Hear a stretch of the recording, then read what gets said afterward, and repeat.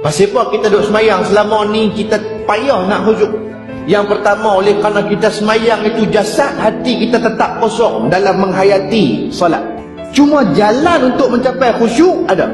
Di antara jalannya ialah memahami bacaan dalam semayang.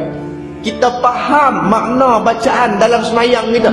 Itu antara cara kaedah kita nak khusyuk, cara kaedah kita nak tumpukan perhatian. Kita semayang belah-belah tahun, puluh-puluh tahun dah. Kita faham tak makna yang kita duk baca dalam semayang? Mula daripada Allahu Akbar sampai Assalamualaikum.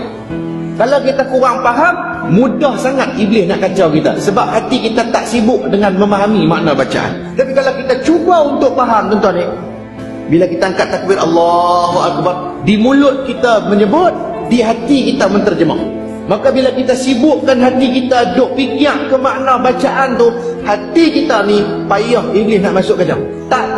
Tak terjemah, apa nama, tak tafsir, tak apa, terjemah sudah mencukupi. Sebab kita nak jaga hati ni supaya tidak merewang di mata. Sibukkan hati dengan memahami makna bacaan. Itu baru Fatihah. Nu waktu rukuk, waktu sujud, waktu i'tidal, cubalah tuan-tuan ni memahami apa yang kita duk baca. Bukan susah, tuan-tuan pi Hasani beli buku makna bacaan dalam sembahyang. Ulang baca 10 kali, insya-Allah ingat.